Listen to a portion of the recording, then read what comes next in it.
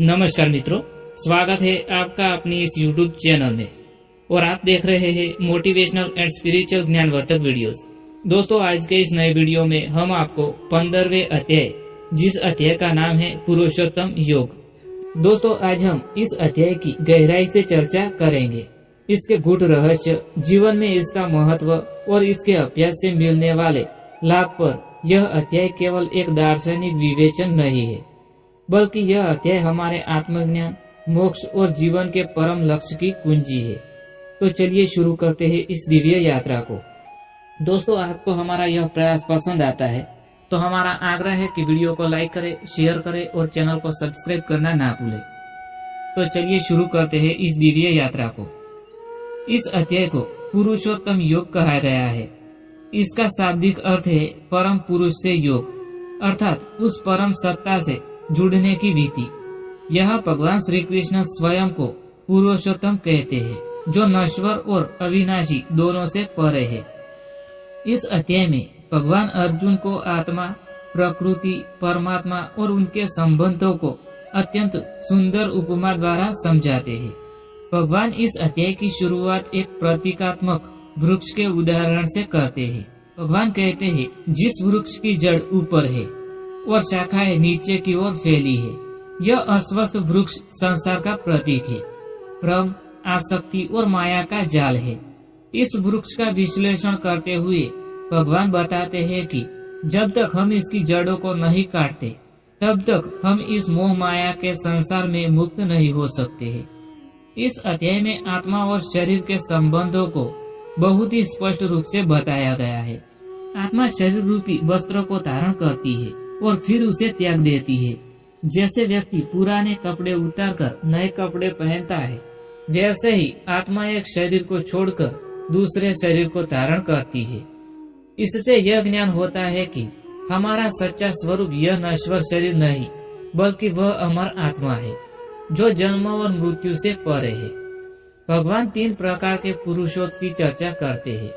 क्षर पुरुष, यह नश्वर प्राणी है, शरीरधारी जीव जो जन्म लेता है, मृत्यु को प्राप्त होता है। दूसरा है अक्षर पुरुष, जो अविनाशी आत्मा है, जो शरीर से परे है पर परमात्मा से जुड़े नहीं है। तीसरा है पुरुषोत्तम, यह स्वयं भगवान है, जो क्षर और अक्षर दोनों से परे है। वह स्वयं इस जगत के कारण है, पालन करता है और सभी आत्माओं के अधिष्ठान है। यह अध्याय स्पष्ट करता है कि वेदों का सार है। भगवान श्री कृष्ण को जानना ही परम लक्ष्य है। वे ही वेदों के ज्ञाता है, वे ही वेदों के रचयिता है और वे ही ज्ञेय है। जब व्यक्ति इस सत्य को जान लेता है, तब वह पुरुषोत्तम से योग कर लेता है। अब हम चर्चा करेंगे इन लाभों की, जो इस अध्याय को पढ़ने, समझने और जीवन में लागू करने से प्राप्त होते हैं। पहला लाभ है मोह से मुक्ति। इस अध्याय को पढ़ने से व्यक्ति संसार की असलियत को समझ पाता है।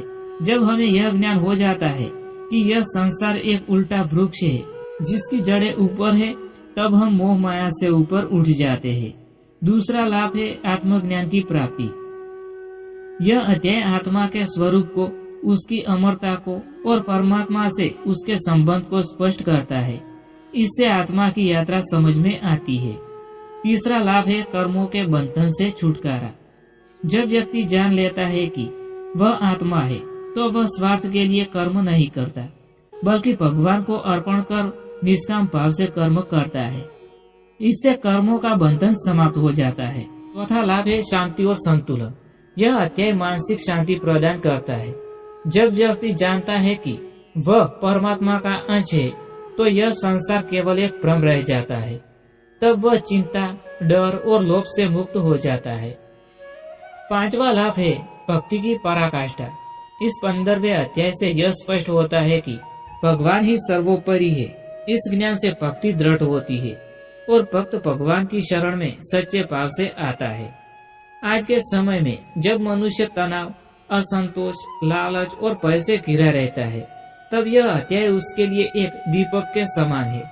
यह हमें दिखाता है कि इस जीवन का उद्देश्य केवल भौतिक सुख नहीं है, बल्कि आत्मा की मुक्ति है।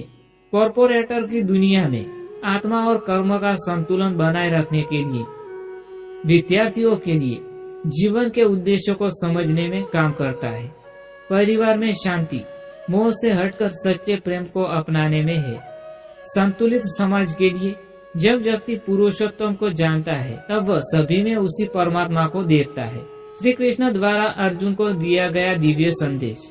भगवान श्री कृष्ण इस अध्याय के अंत में कहते हैं कि जो इस ज्ञान को जानता है वह सबसे बड़ा ज्ञानी है। इसने पुरुषोत्तम को जान लिया, वह सब कुछ जान गया, उसे फिर कुछ जानने की आवश्यकता नहीं है।